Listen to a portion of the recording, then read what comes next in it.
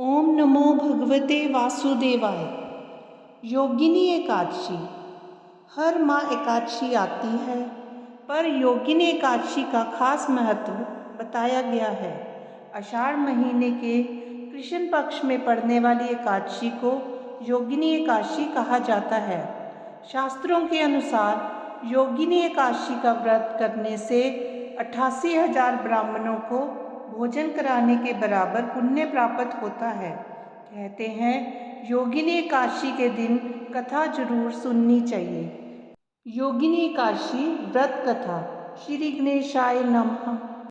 अर्जुन बोले, हे जनार्दन, मैंने ज्येष्ठ मास में शुक्ल पक्ष के निर्जला एकादशी की कथा सुनी।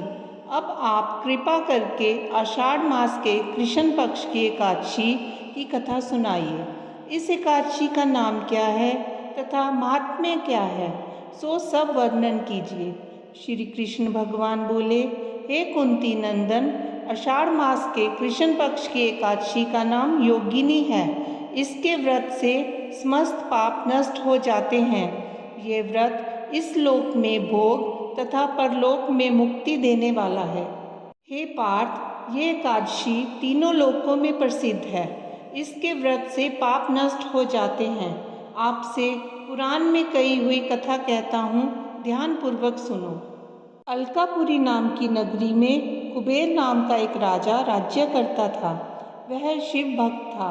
उसकी पूजा करने के लिए एक हेममाली पुष्प लाया करता था। माली के विशालाक्षी नाम की अत्यंत सुंदर स्त्री थी। एक दिन वह मानसरोवर से पुष्प ले आया, परंतु कामासक्त होने के कारण पुष्पों को रखकर अपनी स्त्री के साथ रमन करने लगा और दोपहर तक न गया। जब राजा कुबेर को उसकी राह देखते देखते दोपहर हो गई, तो उसने क्रोधपूर्वक अपने सेवकों को आज्ञा दी कि तुम लोग जाकर हेममाली का पता लगाओ कि वह अभी तक पुष्प क्यों नहीं लाया। जब सेवकों ने उसका पता लगा लिया, तो वह कुबेर के पास जाकर कहने लगे, हे राजन, वह माली अभी तक अपनी स्त्री के साथ रमन कर रहा है। सेवकों की इस बात को सुनकर कुबेर ने हेममाली को बुलाने की आज्ञा दी। डर से कांपता हुआ हेममाली राजा कुबेर के सन्मुख उपस्थित हुआ। उसे देखकर राजा कुबेर को अत्यंत क्रोध आया और उसके होंठ फड़फड़ाने लगे। उसने कहा, अरे पापी, महानीच, कामी, तूने मेरे परम पूजनीय ईश्वरों के भी ईश्वर शिव जी का अनादर किया है।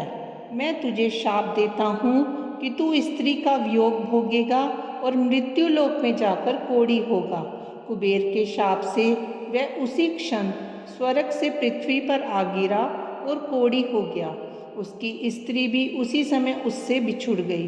मृत्यु लोक में आकर उसने महादुख भोगे, परंतु शिवजी की भक्ति के प्रभाव से उसकी बुद्धि मलिन न हुई और पिछले जन्म की भी सुध रही। इसलिए वह अनेक दुखों को भोगता हुआ तथा अपने पूर्व जन्म के कुकर्मों का स्मरण करता हुआ हिमालय पर्वत की तरफ चल दिया। चलते चलते वह मार्कंडेय ऋषि के आश्रम पर आ पहुंचा। वे ऋषि अत्यंत वृद्ध तथा तपस्वी थे। वे दूसरे ब्रह्मा के समान प्रतीत हो रहे थे और उनका वह आश्रम ब्रह्मा की सभा के समान शोभा दे रहा था। उनको देखकर वह हेममाली वहां गया और उनको प्रणाम करके उनके चरणों में गिर पड़ा। उसे देखकर मार्कंडेय ऋषि बोले कि तूने कौन से खोटे कर्म किए हैं जिससे तू कोढ़ी हुआ और महान दुख भोग रहा है। हेममाली बोला, हे मुनि, मैं यमराज कुबेर का सेवक था।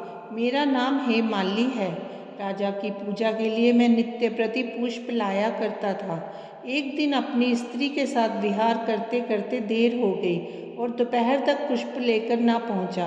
तब उन्होंने मुझे शाप दिया कि तू अपनी स्त्री का वियोग और मृत्यु लोक में जाकर कोढ़ी बनकर दुख भोग। इस कारण मैं कोढ़ी हो गया हूँ तथा पृथ्वी पर आकर असहनीय कष्ट भोग रहा हूँ। अतः कृपा करके आप कोई ऐसा उपाय बतलाएं जिससे मेरी मुक्ति हो। इस पर मार्कंडेय ऋषि बोले, हे हेममाली, तूने मेरे सन्मुख सत्य वचन कहे हैं। इसलिए मैं तेरे उद्धार के लिए एक व्रत बताता हूँ।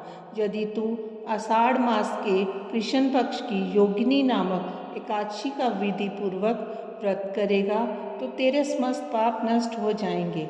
इस पर हेममाली बहुत प्रसन्न हुआ और मुनि के वचनों के अनुसार योगिनी एकादशी का विधि पूर्वक व्रत करने लगा। इसके प्रभाव से कुछ ही समय बाद वह फिर से अपने पुराने रूप में आ गया और अपनी स्त्री के साथ विहार करने लगा।